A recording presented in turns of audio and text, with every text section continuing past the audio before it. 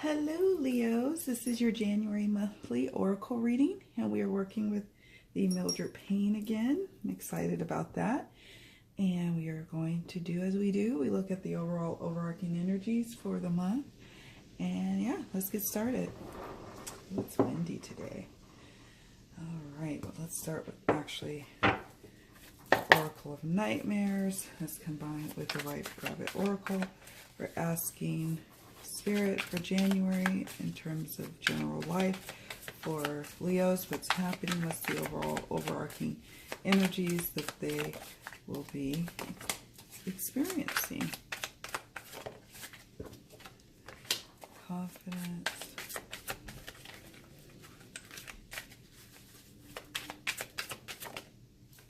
Imagination.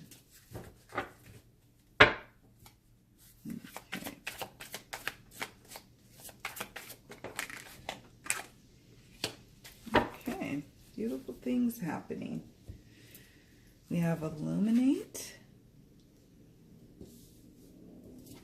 confidence, imagination. I get different senses for imagination with those cards, like the imagination getting the best of you, and also a call to tap into your imagination. But with it being more of a shadow card, I'm thinking maybe sometimes our imagination does get the better of us. Expression, and we shouldn't allow it to.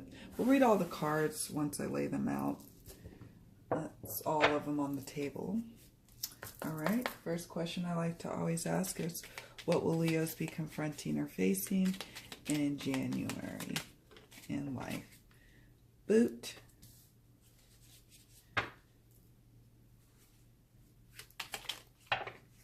Okay, I think that was just a fumble. And of course, if those cards are meant to be, they'll jump anyway. You have door. To be confronted.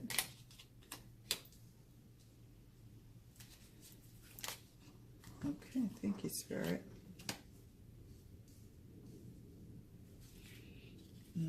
Okay, what tools will Leos be utilizing in January? Tools.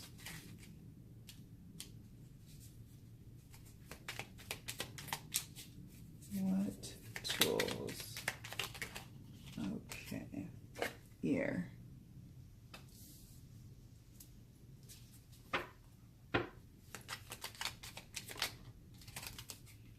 Blood.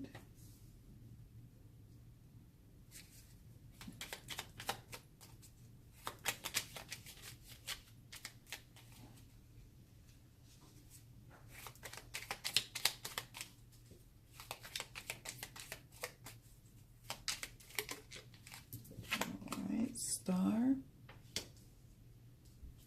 Any other messages, Spirit, for what tools Leos will be utilizing? Candle in January. Nice. Fetus. All right, what's the outcome? What's happening at the end of January? What will Leos be leaving behind in January, and what will they be taking forward into February and beyond? Skull, Bell. What are the takeaways of January? Shovel.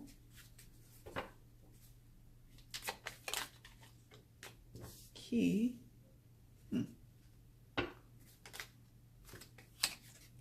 Pie. Nice. All right, Leos. And then finally,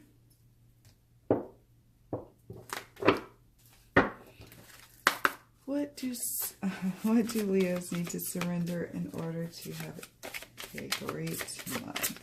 In order to, oh, okay.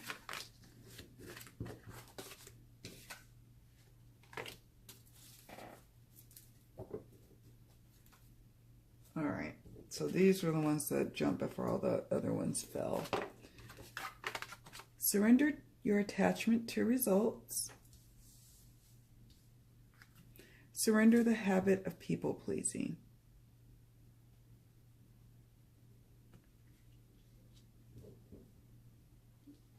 Interesting. Okay. All right, so let's take a look here. As far as the overall and overarching energies for January for you, we have illumination, and that also is a tool with the candle card of things being illuminated, being open to what's being illuminated, seeing things more clearly than you have before in terms of your life, in terms of things going on around you. What was once dark is now clear. So now you're able to really see things and people for who and what they are, and what they can and can't be in your life. You're moving about with more confidence. For some of you, this is a call for more confidence and tapping into being a more confident person. Others, this just shows that you are definitely in your confident mojo this month, and you're feeling really good about that. You're confident in life, you're confident in your job, and you're confident in love. Yeah, things may come about, as we see with the imagination card. Things may be part of it, the figment of your imagination, while other things may call you to have more imagination, to really see things for what they are. But again, you know, I feel like because this is more of the shadow aspect of this deck, or this deck combo, that maybe your imagination's getting the better of you, and you just have to kind of put it in check and just say, you know what, everything happens as it should, and I'm not going to worry about the what ifs. I'm just going to go with the flow. Expression, many of you will be exploring your career aspirations, expressing your voice, writing, creating, singing, dancing, just really tapping into that expressive energy. And that's exciting for you. It really bears fruit. It blossoms other things in your life. It blossoms in abundance in your life in January and beyond. So it's a beautiful energy to have. Nothing really to write home about as far as energetically speaking. It's all good from what I can see. Even the shadow aspect isn't really a scary thing. It's just telling you, you know, sometimes you just, even if the worst case scenario happens, you can't get caught up in worrying about the what ifs and allowing your imagination to get the better of you. Now let's move into the Mildred Payne Secret Pocket Oracle, along with the Power of Surrender Oracle cards. All right, so we have the boot. So with the boot card, I love the boot card because it's about, you know, moving forward, taking steps to get ahead, right? It's about preparing for action. And it's about finally tapping into that discipline that you need to do all of these things. You're more confident, you're more self-assured as you move forward. Some of you, you may be traveling in January. It's not very far for some, while others may be traveling very far. But I really get a sense that this card really represents moving forward and preparing for action. In fact, it's sitting next to the door. It's like moving forward, going into an open door, walking towards a new opportunity, entering new situations in your life, and at this point, walking towards a point where you have to make some decisions and some choices. This could be as a result of a stormy time that's happening in your life. It could be in your career house, it could be in your family, but nevertheless, this card represents turbulent times, probably at the beginning or to the mid part of January for you. It could feel like there's troubled emotions, perhaps in your workplace, perhaps in your family or in your home, and it's just really a turbulent time for you and your loved ones, or a turbulent time for you and perhaps maybe your boss or you and your coworkers. And it's really got you exploring. I mean, you've been already exploring new opportunities to walk towards that are coming to you. But now the storm really, it really brings about something where you're like, something has to change here. I can't continue to have these stormy times where it just totally drenches us. And you're going to have stormy times, by the way. You're going to have turbulent times, but you're going to feel like this is more of a catalyst for change. And then we have the coin card and then the trumpet card. And so with the coin card, it's about prosperity this month and definitely gaining a better position in life. So after the storm comes, some clear insight on what opportunities you really should be exploring and going towards.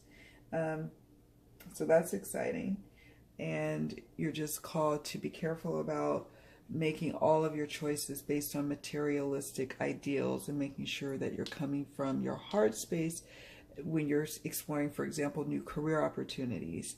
Where can you most be expressive of yourself, your true authentic self? That is the place where you will thrive and grow and be most prosperous. But if you just go looking at what job will pay you the most, you may not bear the kind of fruit that you hope for in the long term with an opportunity. So just be mindful of that. And then we have the trumpet card. The trumpet card is definitely about the spiritual vibrations that you'll be feeling in January. It's also an awakening. So you're going to have something illuminated, awoken inside of you. You're going to become aware and clear-eyed about what's happening on the bigger scale of around you, and then also in your personal life. And then this card is also, for those who are gifted at it, is that you really are tapping more into communicating with the departed to the point where it's a gift that you're able to share, maybe even in exchange for that gift be compensated for. So on the other side of the storm comes this heightened ability to tap into your communication with the departed. I know for myself, every time I go through something very highly euphoric or really sad, scary, depressive, on the other side of it, my intuitive capabilities heighten even more than before the incident that occurred. So my gifts get even stronger when I have a strong emotional response to something, and I think that may be something that you would be experiencing as well in January. Now let's go into the tools position, and when we talk about these cards, we'll talk about these cards too. Number 9 is the ear. Maybe being a listening ear for someone. So this is a good tool for you. Maybe hearing news from someone, hearing someone give their testimony, listening to others, being aware of situations, being more acutely aware to what's going on around you. And you're invited to really listen this month. People want to be heard. They need to be heard by you. And sometimes you have a tendency not to really hear what's going on. But this month, you're there. You're more present. Things are more illuminated for you. You're recognizing that perhaps a friend needs you to hear them. You are so busy living your life, telling them about your plans, about your life and what you're trying to do, and focus on you, that you have not been really listening and hearing others or your friends or your loved ones. And as a result, they feel neglected. So you want to counter that, okay? You need them as much as they need you. 8 is blood, which is interesting. This is about family connections, and it's about tapping into your vitality, really listening to... Bishop, what are you doing? I can always look out and see what he's doing. Vitality, and listening to, again, what really makes your heart sing. And this also confirms that you are able to like tap into past life energies, which is exciting.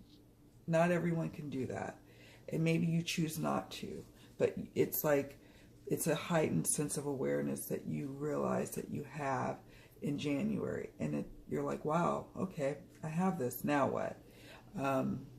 So it's just something, a gift that you have. The 67, you have the Star card, which I always call the Hope card. It's you tapping into a sudden sense of clarity and vision, being inspired, so remaining in an inspired way this month. Even when things get tough, even when, you know, the storms arise, even when you're doing a lot of work and digging up things, digging up old dirty things that you have to dig up, remain hopeful that things are turning around, that you have a sudden sense of clarity and vision for a reason around your life in this situation. Things are also being illuminated with you with the candle card. I love the candle card because it's the candle card is about spiritual enlightenment. It's about, again, it's sitting next to another hope card and about appreciating your life. Things, you know, come and go, people come and go, relationships come and go, but your connection to spirit is eternal. And you by remaining hopeful, you are recognizing that this, you know, things that happen to you or situations that arise, those are just little situations or little cogs in the wheel of life, but it's not the actual wheel. It's not what makes it turn. It's not what makes it go. Your life force, your life energy is what makes it go. And you have this spiritual enlightenment moment, this notion illuminated to you, really amplified to you in January. And it's like it brings about a new beginning for you. It helps you to see that some things happen for a reason. It's, you know, turbulent times come about for a reason. It's showing you developing possibilities. But with developing possibilities, just like with having a baby, comes new, you know, responsibilities. So you just have to be aware that, you know, with these new beginnings that you're going to experience, you're going to have, you know, new things to be responsible for. You have to show up. You're going to have to show up to this new beginning, and you're going to have to surrender your attachment to results. It says the formula for success is to do all you can to make things happen, then let go of the results. Holding on too tightly to a desired outcome can sabotage it. Okay, so that's something that also you start to really embrace and understand in January as a part of your spiritual enlightenment, as a part of what's been being illuminated to you. Another piece of strong advice here that you cannot miss and should not miss is surrender the habit of people pleasing. Speak your needs and be true to yourself. Focus on your own happiness instead of always trying to make everyone else happy. Now, this is probably speaking to a specific situation, not necessarily in general, because we have here the tool of listening to others. You can listen to others without having to people please them, right? There's a difference. You can hear them out, you can talk, you can engage, but you also have to recognize your needs. And if a friendship isn't working out the way you need it to, then just allow that friendship to have some space and distance to just do what it do when it does. You have to still honor your needs, honor what you need, and yet surrender the habit of people pleasing. There's a balance there, and you can achieve that balance. You should achieve that balance because it will make your life and your loved ones' lives, the people around you, it'll make their life easier too. You don't have to, you know, bend over backwards. Don't mistake listening and hearing people for now you have to do everything you can to people please them or to make them happy or to only follow their whims of what they want. You want to maybe reconsider that, right? Now let's look at the outcome cards. We have the skull card. And the skull card usually represents, it's in the outcome position, and it's representing, you know, an end of a cycle, a change, something happening, the death of something, maybe the death of a job, a death of a relationship, maybe the literal death of a loved one. No, Bishop. Sorry, you all. No, come here. Come here, Bishop. Oh my goodness. So the skull card is no, Bishop. Is also, it's really primarily about the end of a cycle, something coming to an end. And it could have something to do with the storm that happens in the beginning to middle part of the month. And you know what? You just surrender your attachment to the results of it. Just allowing things to unfold as it needs to, and not getting too overly emotional about it. Things come to an end for a reason, and it's because you need to be in a place where you can really express and be your confident self. We have the 38 for Bell card. The Bell card is about an awakening. You really, this month is about a big awakening for you. A spiritual awakening is at hand for you. And so that's exciting, and it's something to really be grateful for. So yeah, there may be turbulent times, but you should trust and believe that it all happens for a reason, for your growth and expansion. Okay? And, you know, it also is tolling of a beginning or an ending to some important event, and a warning even about something to come. And so, again, with it sitting next to, this is amplifying the ending of something. In January, coming to an end. Maybe you just come to a realization that the place you've been working at for a few years is, you're not going to be able to continue on, and this is the tolling this month. This situation is the tolling of something new to come, or the relationship is coming to an end, and you have that spiritual groundedness this month to really be able to deal with that change and transformation that's at hand. And we have the Shovel card. The Shovel card is about digging into a situation this month, uncovering the truth, getting beyond just what was in the imagination, but really uncovering what really is at hand here, and doing the work. It's not easy, doing the spiritual work that it takes to grow, to get us ready for the next level in our life, but we have to. And this card just affirms that you do, and that it's a helpful thing for you as you move into February and beyond. You are doing the work. You are digging into a situation. And that's awesome. We have 21 for Key. And this card could represent, it depends, it could represent either freedom or imprisonment. It also represents resolving a mystery, and something that was once a mystery is now, you have the key to what happened. You have the key to understanding, the key to that door even, to walking into that opportunity that opened for you, or that was available to you at the beginning of the month.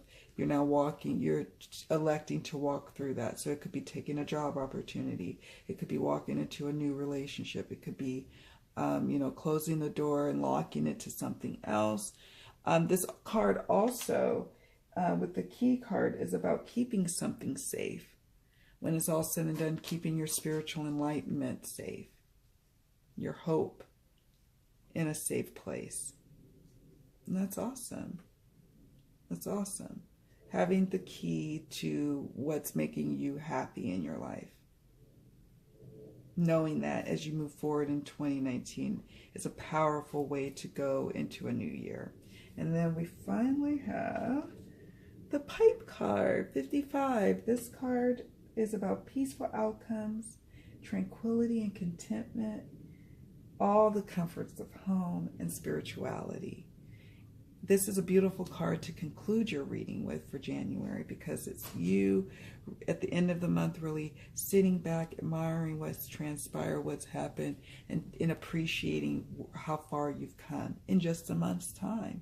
It's quiet. Yeah, there's a storm that happens in the month, but overall, it's beautiful things that are manifesting for you. Blessed be, my lovely Leos.